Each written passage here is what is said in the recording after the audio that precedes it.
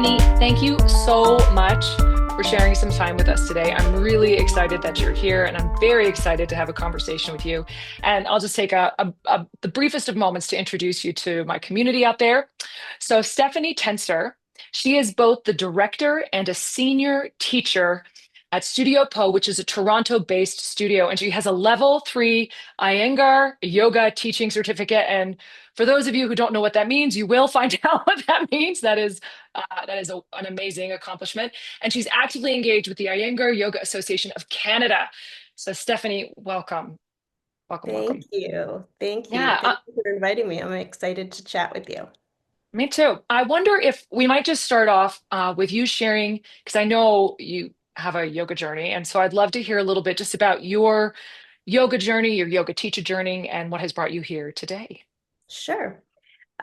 So going down the path of yoga was not anything that I had anticipated as a young person. Was not my original goal. But when I was pretty young, in my early 20s, I ended up with quite severe back pain. And this went on for several years, and I had tried all sorts of different kinds of therapies. And Mm. because I was young, of course, we're hoping to avoid surgery and that sort of thing. Yeah. But it was a period of time that like my life became about pain management and trying to get out of pain. I mean, it was quite debilitating. Um, and eventually I was turned, it's like you try something, it doesn't work so well. You give it a chance, and maybe after a couple months, you're like, okay, let's try something else. It's not working. So I was kind of at one of those moments where it was time to find something else, and somebody recommended Iyengar Yoga. She just said she had a teacher who seems to know a lot about the body, and she thinks that maybe I might enjoy it, or, and I might get some benefit from it. And so that piqued my interest. It was also kind of a time in my journey, my pain journey, that being around other healthy people was really attractive as opposed to going to like a really medical kind of environment. And yeah, so that was kind of the start. And I have to say I was quite taken by it from the first class. It was just so different than anything I had done. Um, Have you and done yoga before, like different styles of yoga, or was this the I first mean, yoga I had experience? taken a random class, but Yeah. not much. Like I have very little exposure to yoga outside of the Iyengar method. Um, but this particular class, I mean, the teacher was so specific, so precise, so clearly had her eye on me. Like it was a full class, but she was able to help me with my situation and give me some modifications and made me feel, it's okay if I do it this way, even if they're doing it that way, because I need to accommodate for my condition. And it was just, and it was like not a big deal. So yeah, it was really empowering to kind of end up in that environment. Um, and then from there, like funny enough, I would always give every method that I tried, like in terms of access, trying to improve my pain, I would usually ask the practitioner, like, how long do you think it'll take before I can see some improvement? And, on average, it would be about 3 months, like 2, 3 months, give it a fair go. And if it wasn't working, I'd move on. And so I had sort of the same attitude with Iyengar yoga. But Mm. with yoga, I was not feeling better after 2 to 3 months as far as my back pain. But my anxiety and my depression, like I think within a week had made such a huge difference. And so even though I didn't quite yet get the pain benefits, the antidepressant benefits were like instantaneous. And so I stuck with it. And I stuck with it for, I like when I share my story, I do like to preface it with a lot of people experience benefit earlier than I did. Not everyone has to wait so long, but for me, it really did take a long time, but there was enough for me to kind of hang on to, that just kept me really engaged and motivated. It was like the highlight of my day, Mm. even still. And then eventually, the way I always envision it is I just kind of kept filling up my cup, my body with practices, and then once it reached the right level, the benefits were like overflowing, like then I started to really Mm. improve as far as my pain and get stronger and my body changed and all the good stuff. And it's kind of just onward we go from there. It's just kind of never stopped. Yeah.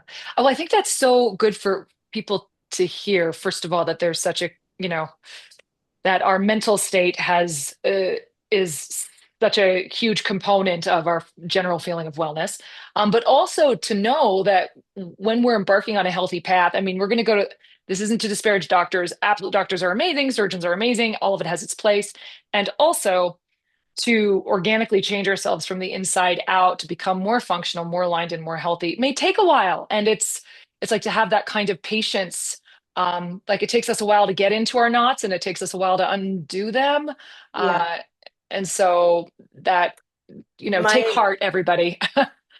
my teacher used to relay a story that I think this was from BKS Iyengar, where he would say something like, for every year, for every what was it? For every year that you've had the condition, like back pain, neck pain, or whatever, you have to practice like regularly for however many years, right? Like for every 3 years or something like that. I mean, it was so excessive, not excessive, but you have to be so committed. And most of us, we live our lives and we do our practice and try to stay healthy. It's not only our life to stay healthy. So, um, anyway, long story, long way of saying it does take time. It's not that yoga as therapy takes time. It's not the take a pill, feel better. It's part of a holistic Yeah. approach to getting better. Yeah. So what prompted you into teaching then? So you were a student? Yeah. Teaching, yeah, well, when something like this comes into your life and really, like I really felt like it gave me my life back. It was, I'm so far beyond it now, but that period of my life is still, when I think about it, it feels very close still. I mean, it was just such an impactful time. And I had tried to go back to work several times, and my I did my degree in city planning, urban design, city planning, and so it's a lot of desk work, drafting tables, computer work, that sort of thing. Mm. And I just like literally felt like I was not built for sitting. So every time I would go You back, aren't. yeah, yeah, You aren't.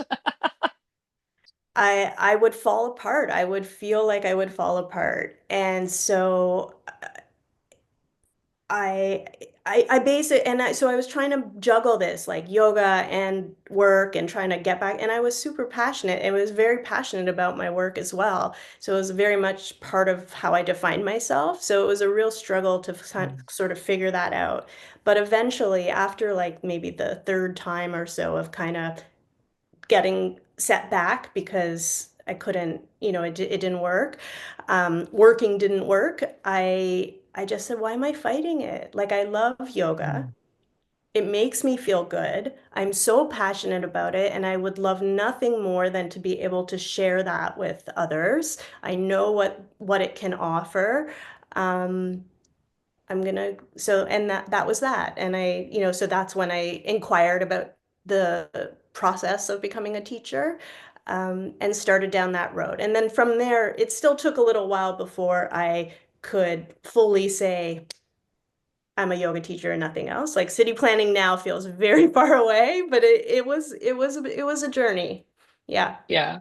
Oh, well, and I'll just kind of disclose this to everyone who might be listening. My intention, which I shared with Stephanie, in terms of part of our talk, was to illuminate how important Iyengar yoga has been in what we think of as yoga in North America. Like we have this idea of yoga, but people don't necessarily know Mr. Iyengar's work, or they hear the name, but they don't know what it means and the amazing impact that it has had. Like it's just essential to what we perceive of as yoga now. And folks aren't aware of it. So that's why I wanted to talk to an Iyengar teacher and so that we could have an appropriate appreciation for this lineage and for what we practice. So I'd like to talk for a moment or hear a little bit more about your teacher training experience because, out there in the wilds, we have a 200-hour and a 300-hour, and this is not the Iyengar path.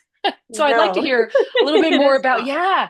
Could you tell us a little bit more about your trajectory as a teacher and what that involved? Yeah, absolutely. And in some ways, I think as I describe it, it may shed light as to why it is less well known. Um, so when I did my training, there's been a little bit of changes now, but I mean, you'll get the gist of it regardless. When I did my training, I believe the requirement to even inquire about teacher training was you needed to at least at a very minimum have been studying regularly for 3 years with an Iyengar yoga teacher who is at the level who's allowed to train. So not everyone, you can't just become a teacher and then train teachers. We have this system. So you have to have the right qualifications in order to do the training. And so, you know, you have to study the subject before you teach the subject. I mean, essentially is why that's in place. So 3 years before you're allowed to even utter the words teacher training. Then you go into the way it was for me, and small communities, larger communities, they may be organized in a different way, but I was in Toronto and there was a large center. And so went into a program which is typically 3 years long, and maybe a handful of students would enter each year. So, like not massive programs or anything. And yeah, first year, there's a lot of focus on um, home practice. So, and again, I think, again, my exposure is limited, but I think I mean, it's really a hallmark of Iyengar yoga. I was not even permitted to come to class more than twice a week. It was discouraged. It was Wow. frowned upon, right? So you come Wow. 2, 3 times maximum, and then you have to practice at home. And the idea is that what you learn in class is fodder for your home practice. So the teacher-student relationship is really important, but it's really on your own, on your mat, that you start to figure things out, playful, be curious and kind of, yeah, like, and develop your art as well, study and be exploratory on the mat. A lot of focus on home practice in year one, and of course, some of the basics in teaching, how to structure teaching instructions and how to organize class, and really a more of an understanding of what makes an Iyengar yoga class an Iyengar yoga class. We have a very specific there's a style to the teaching, and so some of those principles come across. And then as you go through year two, year three, you develop more, and of course, all along the way, you are teaching real bodies. Mm. And at the end of the 3 year program, you are assessed by a national association. And so Mm. you don't automatically get certified when you complete the program. You complete the 3 years. If you're ready, your senior teacher will write a letter and say, I endorse you to go sit for assessment. And then you go for your assessment, and it's made up of a panel of assessors from across the country, usually three, and they assess you. So it's not your primary teacher. And from there, that, Mm. that certificate is the stamped certificate saying, congratulations. And then that's level one. Yeah, So, that and is here we are level with one. And that is, um, I mean, you're a good teacher by the end of level one. I mean, because you've done, it's 3 years. It could be a little longer depending on, your how it goes for you. Plus, you have at least 3 years going in.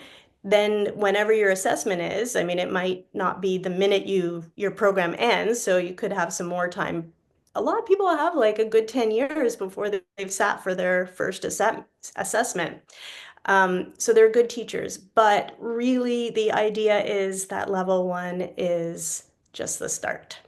So level one is like, congrats, permission to teach, and now you have like the freedom to flourish. Like when you're in training, it's you follow the rules, you do all the things, and you're being evaluated. You get the stamp, and then that's when you see these teachers really start to find their own voice, not just their trainer's voice, and kind Mm. of make it really their own.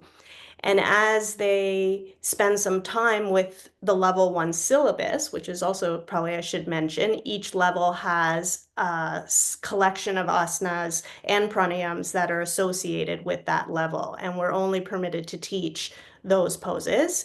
Um, and then, so each level you can teach more. But there's also an expectation that as you go through the higher levels, you're going for more depth. So we, if anything I'm saying is kind of going down a tangent, please stop me. Um, but one of the things in Iyengar Yoga is sequencing. That is very Yeah. specific, right? So we have very often class. Banjo's jealous. It's Um, welcome.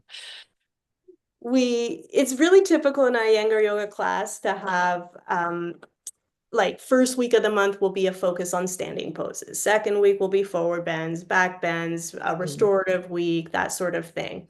And it's wonderful. It's a great way to make sure you're covering all your bases. It's also a really nice way to start to understand, like, okay, standing poses make me feel this way. Back extensions make me feel Ah, this way. So it's like a nice kind of learning. And you'll study like, okay, there's a relationship between Virabhadrasana 2 and Utthita Trikonasana, or you'll start to see certain things like that. But then as you progress in the levels, you want to take some of those linkages broader. So you might look at mm. linkages between the standing poses and the seated poses, or you might Right. really start to deconstruct some of the super advanced wacky types of poses and figure out how do they apply in the more accessible variations. Um, and then the other thing that, something I'm quite conscious of, and it really started for me when I was going in that level three, when I had done my level three assessment. Um, it was called something else when I did it, but at that level, um, there's something about the teachers who were around the Iyengar family back in the day, like their direct disciples and how they teach. And it's hard to like really capture what is it? Like you can study with them, somebody from that generation, and just kind of feel like, yeah, I know what generation they are. I know who their teacher is, and I know, and they give me a particular type of experience. But then ha capturing what it is a challenge. And so that Mm. was something that I really focused on. And essentially, it really comes down to how did they give me an experience? Like it's not just put your foot here, turn your thigh here, make the small toenail of your right foot do this and the left eyelash do, like yes, precise, but how can we also take it out of just the kind of physical structure and make it a truly embodied experience so that we embrace all of yoga, not just the physicality of it. And Yeah. people think of Iyengar yoga often as just physical, and Mm. it's it's so much more. Um, I think language is limiting, but Yeah. yeah. Yeah. How many levels are there? Infinite. Well, I know in Canada we have level up to level 3. I don't think anyone at the moment is at level 4, but there are level 4, level 5. I mean, I think Oh, they in the States, I know they have level 4. So I think a few teachers who are level 4. okay. It's pretty select, pretty select. Yeah. Yeah. And at Um, that level, they would just be awarded, at this moment, they'd just be awarded, I think, from the institute in India. right. Right. So are you guys required to go to India to study at this point? Or can you It's do it not a all like in requirement. Canada? Yeah, it's not a requirement, but it's encouraged. I think maybe at the higher levels it is required. I'm not 100% sure. It is Yeah. I try to go. I hadn't gone during the pandemic, but I went back last year. I'm going back again in March, and it's really great. It's like a different kind of experience to get it Mm. right where it was born and where the teachings are very much like in the air, not just Yeah. it Yeah. it's It's all part of the over. culture. Yeah. Yeah, Yeah. it's really part of the culture. Um, yeah. Well, let's talk about for a moment because you had mentioned in level one, it's also kind of it's learning the principles of the style. And what I'd like to do also is draw a link so people understand that there is an enormous influence of Iyengar yoga on North American yoga generally. And so by getting a sense of what the principles are of that style, you go, oh, like I didn't realize that's where that came from, you know? Hmm. So I'm not sure, like one of the things that you mentioned that caught my ear, because adaptive yoga is very, I don't want to say popular, that diminishes how important it actually is. But adaptive yoga is like a thing. It's like, oh, adaptive yoga. Yeah. But Iyengar yoga is absolutely adaptive to the individual inherently, intrinsically. It's like, so that's like, when my teacher teaches a class and she looks around and she'll, look at people and everybody gets something different because that's what they need. Yeah. So it's beyond like teaching a general class to a group of people, generally, sort of speaking. So, are there any other principles that you might mention to us that are inherent to the style? Yeah, that is a big one for sure. And the way that I always think about it is there's this underlying principle of how you do the pose depends on why. So you can do the same pose many, many different ways. And it's not a question of this teacher's teaching it this way and that's the right way, and this other teacher's doing like the complete opposite of what this teacher said, and it's, right or wrong. It's never right or wrong. There's a million different ways to do all of the poses, and you want to know why.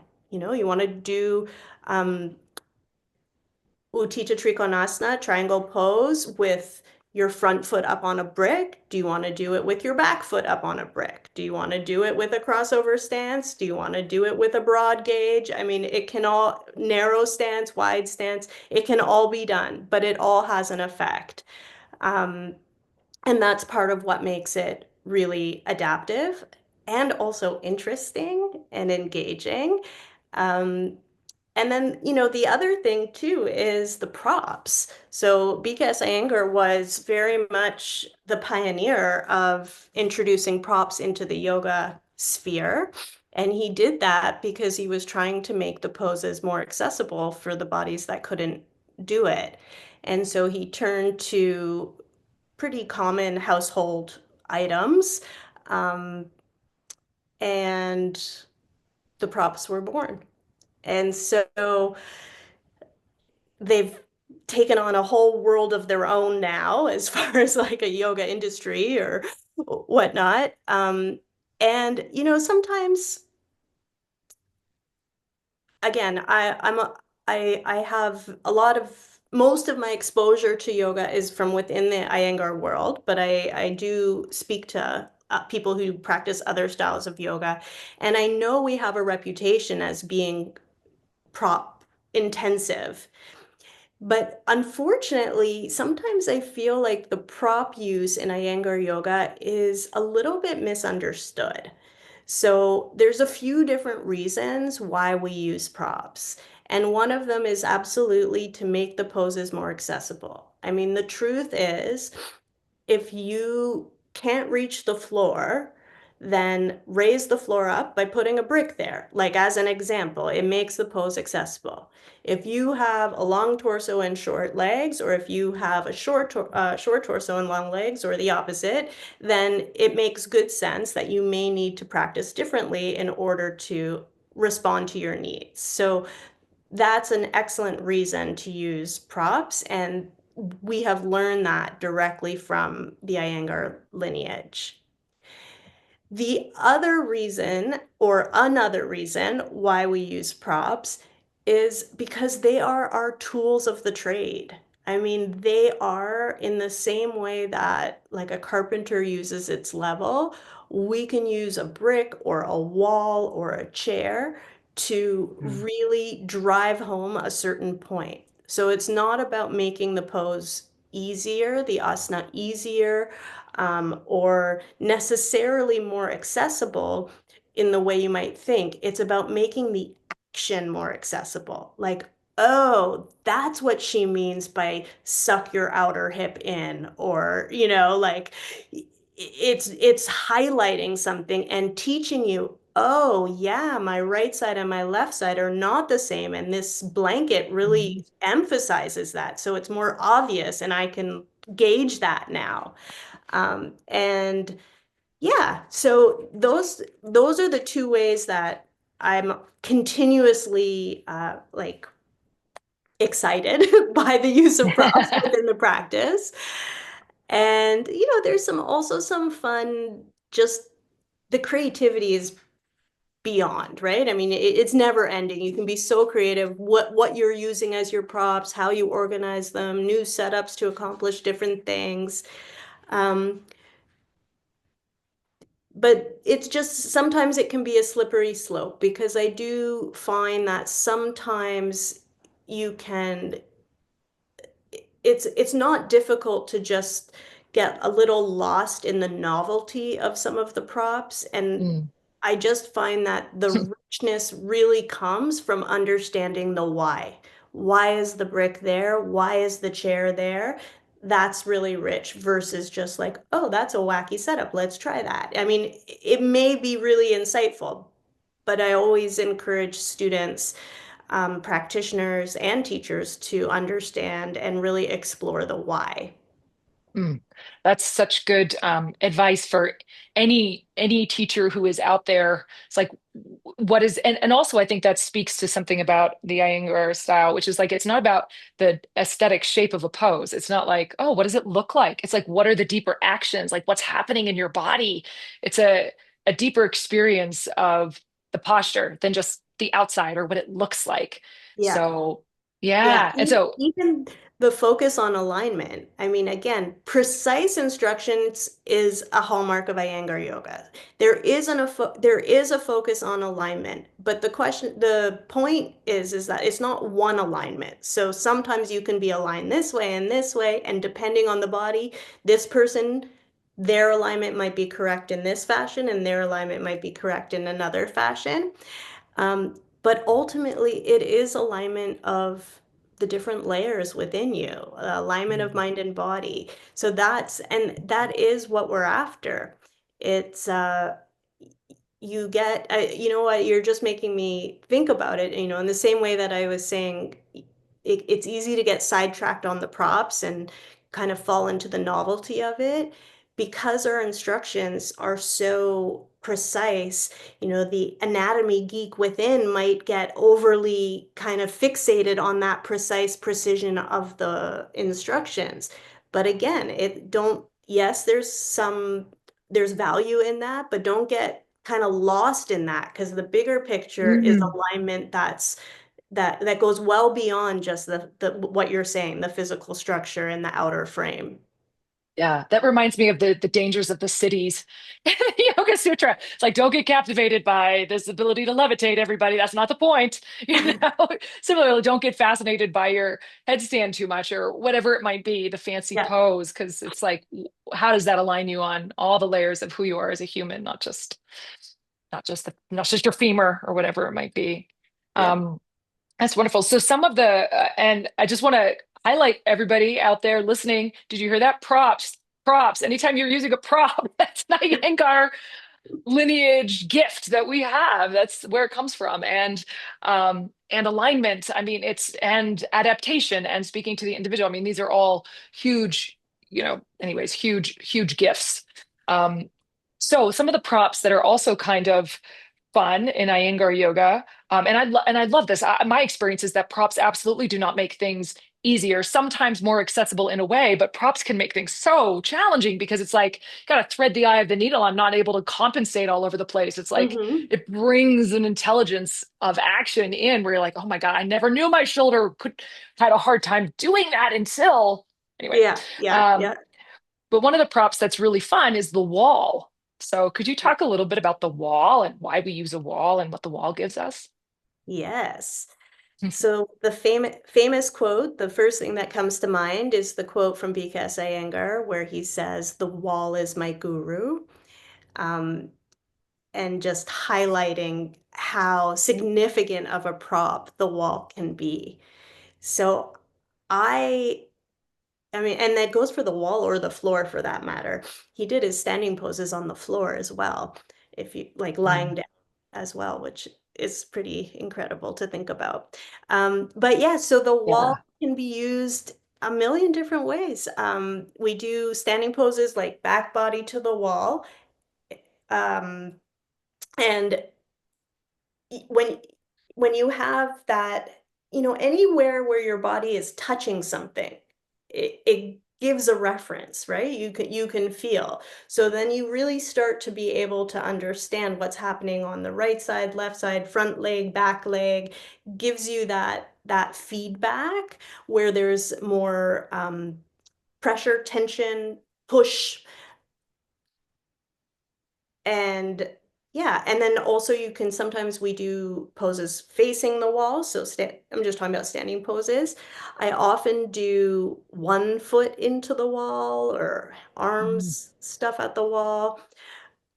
When when I moved on my classes online for the pandemic, and Iyengar yoga was not very much online pre-pandemic. So I know other No. yogas were online, so many were, but we were slow to that option. But the pandemic helped bring us along. And when I started, I told students like just have a wall and a mat. I mean, like bring a kitchen chair. Like we can make do, right?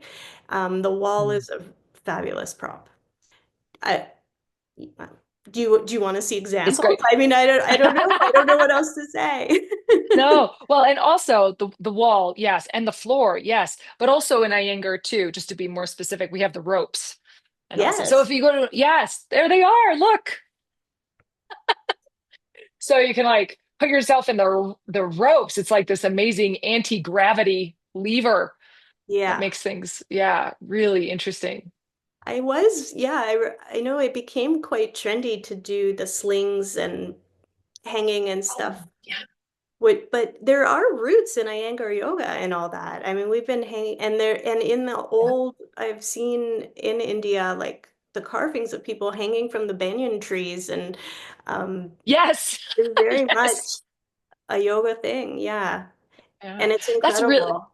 The I traction. had, oh yeah, I hadn't put that together. There's, we have silks there, aerial yoga is out there, and everyone's like, Yeah, ooh, but it's like, okay, yes, Iyengar and the rope wall. And it's like that another thing that we can kind of go like, that's where there's we are roots inspired for from. sure. Absolutely. Yeah.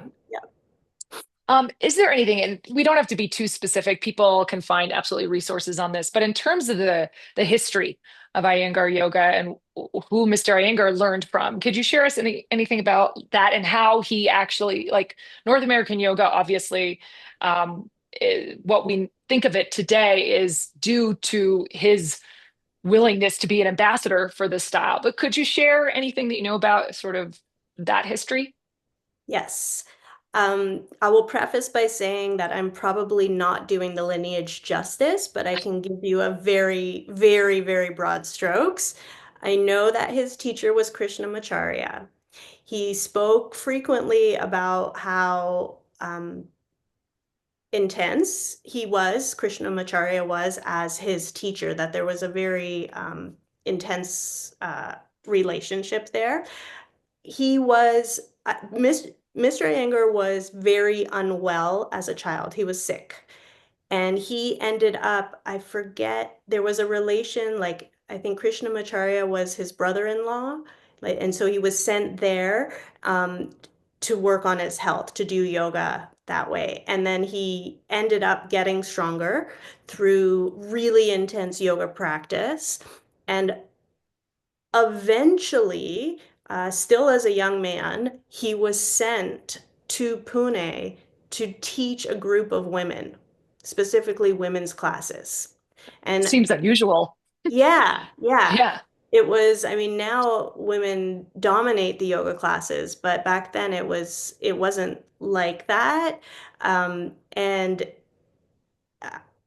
my sense is that it wasn't like the ideal job. So that's why they sent him to go do that. yeah, yeah, And to our benefit, because I mean it was in seeing, and also because he was so young, it was less just culturally it was less threatening, the idea of him as a young person teaching the women as opposed to somebody older. I was yeah. told that once as well. And he had to understand these women's bodies. So in his pursuit of the subject matter, and this is part of our method as well. I mean, I had been told, if I'm flexible, I need to figure out what does a stiff body feel like, right? So you Mm. have to put yourself in, hypothetically speaking, into the bodies of your students so that you will know how to help them. And so I think that was kind of the seed that eventually led to the development of props. Um, and then from there, I know a very pivotal moment was when he met Yehudi Menuhin, who came the master Mm. violinist from the UK. And I know that they became friends, and he brought him to the UK, and that was kind of the start, I think, of the proliferation. Um, and that's probably as much sequentially, that's about as far as I can go. That's great. That's great. Well, and for folks out there too, Krishnamacharya was also the teacher of Patabi Joyce and Desikachar, from where we have Ashtanga yoga, which has also been a huge, influence in our understanding of what North American yoga is. I would say Iyengar yoga and Ashtanga yoga. And then Desikachar, of course, yoga therapy. He taught teachers that we know today, like Gary Craftsau, I believe, and Leslie Kaminoff. And so anyways, but from Krishnamacharya and Iyengar is this massive branch. And he also, Iyengar has written all of these books. Like he did Light on Yoga, Light on Life, Light on Pranayama, like these amazing, amazing resources that, I mean, I've got them all on my bookshelf, right? And so I think that was another bridge that he created by, putting this information out there. Light on yoga, I'll my grab it. understanding is there just wasn't something like that before, with all of those Oh, photos yeah. and all of those asanas. Like a lot of his early students, especially from the West, they came into contact with light on yoga, looked at some of those photos, and started practicing, and like were amazed to discover that that man was still alive, and made their way to India to study with him. But it was through that book that really also, I mean, it fits with that story of how yoga came over to the West. That book was a big part of it. Yeah. So if someone out there who's never done Iyengar yoga before, what might they expect? Say they're like, okay, I'm going to go to my first Iyengar class. What might they expect to experience? So what I normally say when folks like that show up to my classes is that sorry, I just lost my train of thought here. What I normally say is that, the poses themselves are probably going to be familiar, but the style of teaching may be a little bit different. So you did just mention Ashtanga yoga, and there are other styles of yoga too, where students become accustomed to doing a set sequence. So, if they come, they do the same series, and that is just not the Iyengar way. I mean, I don't think there has ever been the same class ever taught twice, ever by any teacher. It's always changing, it's always strategic, the sequencing and how we approach and what we do. So, um, yeah, to keep an open mind, to understand that the instructions will likely be quite specific. I may tell you where to place your foot and how to turn your leg and all that. Keep an open mind, have fun. It's a getting to know you practice. Just, I mean, the main thing is it might be a bit different than you're used to. And give it a try because Yeah. different is good, right? They're all good. Um, Yeah. Sometimes I Just used as, to wish that like yoga had, it's such a broad term and it encompasses so much that yeah. it's almost misleading because you think, oh yeah, I know yoga. And then you go to class A and it's just so different than class B. But at the end of the day, yoga is yoga and it is all the same. It's just, different approach and different approaches and different styles are going to land differently for different students. And you want to find a teacher and a method that resonates with you, that feels good in your body, that, where you feel Mm, that you're learning, challenged and learning something, and it's serving you in the way you need to be served. mm, mm. What role, just to kind of, what role does the breath play in in the Iyengar practice? So breath is key. Um,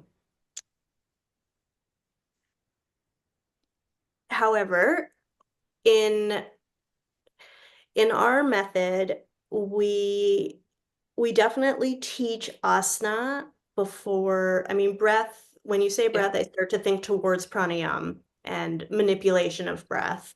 Um, and so it's definitely a progression. We don't teach pranayama to beginners. We want to sort of train the intercostal muscles and prepare the chest box, as he used to refer to it, for pranayama. So there'll be quite a lot of time where really the only instruction is just breathe. Like don't hold your breath and breathe. Where we instruct being conscious of the breath and watching the breath, but we don't get into too much manipulation until you have a good amount of practice under your belt. And even the question that you asked before about what to expect when you come to class, it is also varies, depending on what level of students coming in. Like if you're coming to a beginner class, it'll be a particular experience. If you're coming to a little bit more experienced class, again, it will be a bit different. Mm, hmm. Um, yes, great. Then that's been my experience too. It's like breath awareness, but pranayama is something that's sort of different and treated in its own, treated like it almost it's been a separate practice, at least what I've experienced with my teacher. She'll sometimes separate them or have a Yeah, class that's, yeah. we do separate them, but they are absolutely linked. And I think Mm, there's more and more effort, I think, by us as a community, like Canadian community, and it's coming from the teachers in India to make sure that our students are aware of those links. yeah. When you inhale, how much length can happen, right? When Mm, you exhale, is there a release that comes? So you can start to get the tastes of some of the pranayamic principles, even when you're doing mm, a supported standing pose, let's say. You can take extra support. This is actually a good point to bring up because it's not just sequencing that's unique to Iyengar Yoga, but sometimes we hold the poses for duration, oh, right? So we can do fast moving practices. That's absolutely part of our method, but we also go for duration. And a lot of times when you go for duration, not always, but often, you can do supports and stay, like do a back arch with a lot of support and stay for 7 minutes or 8 minutes, 10 minutes. Do a standing pose with the wall, with your head supported, and mm, really stay there. And then what happens? So feel what happens to the breath. How can your brain get quiet when you have the support? Um, mm, and so there's some really beautiful links between the asana and pranayama practice. mm. Now, actually, one question. So, headstand and shoulder stand seem to be important. Are they done in every class in some way? Inversions are absolutely a hallmark of Iyengar Yoga. It's a big part of our practice, and they're they're not, I mean, it's not a requirement that it has to be done, in every single class, but it's very often. I mean, it makes a complete practice. And one of our rules, so to speak, for sequencing is that if you do a headstand in your practice, you want to also do something from the Sarvangasana, from the shoulder stand family. So it could be Halasana, Supta Konasana, or even a Setu Bandha, something from the shoulder stand family as well. And however much time you spend in your headstand, you should also spend that same amount of time in Mm, your shoulder stand family poses. mm, And yeah, the inversions are, I love my inversions. They really are, I'd say, the part of the practice that just surprised me the most, like made me the most excited when I was first learning them because it's so unusual to stand on your head or, do these interesting shapes. And then the ones that are just the most nourishing for me at this moment. mm. So they have a lot to offer. But again, Yeah. like different people are going to respond to different poses in different ways, but Mm. they show up frequently in Iyengar Yeah. classes. Is there, I know this might be a complex, there might not be a simple answer to this, but why are inversions so beneficial? Why? Um, well, I could say, I mean, as a general answer, if we're going to lump sort of all inversions into one category, I think the most significant aspect is the symbolism. I mean, take a different perspective, turn yourself upside down, look at the world from another's perspective, and Mm, explore what that has to offer you.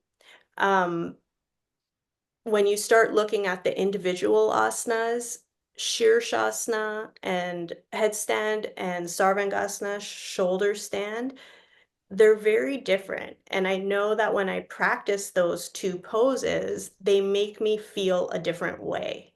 They've been referred to as the king, the father and mother, king and queen kind of asanas. And the mental clarity and focus, sort of stability that comes. It sounds funny that I need to stand on my head to then be stable on my feet, but that kind of thing that comes afterwards is undeniable. In shoulder stand, this action of the Jalandhara Bandha, where you're in your shoulder stand and the chin is coming to the chest is coming up towards the chin. Very symbolic gesture of lowering the head to the heart. So you've got the intellect of the brain and the intelligence of the heart, and they're meeting there. And there's a certain kind of introspection and calming of the nervous system that comes from that in shoulder stand. Mhm.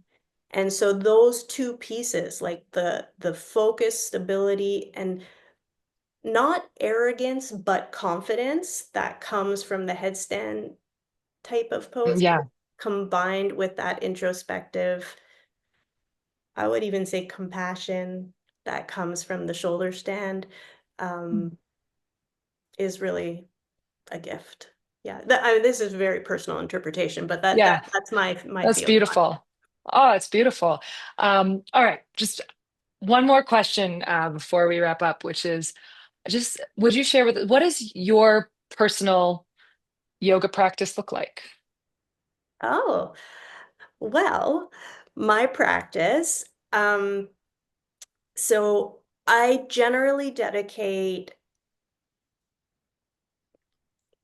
2 practices a week, more or less, for my back. So I'm no longer in the amount of pain that I was in, but I do have ongoing spinal issues. And so I generally do preventative slash responsive if needed, if something acts up or I'm not feeling so great. And so I'll work on those issues twice a week. And then I have one practice a week where what I'm practicing is pure fun and pure whatever I want, like whatever syllabus I want to practice from, or, any what pose, whatever I want to do has nothing to do with my students or my teaching or anything like that, just for me. And then the other 2 times, like I usually practice about 5 times throughout the week. And the other times, a lot of it will be surrounding my classes. So, I mean, I prepare my Mm. classes and I will, it will usually take me on a trajectory. So, I may get sidetracked and go into a little practice, but I have like a seed of an idea.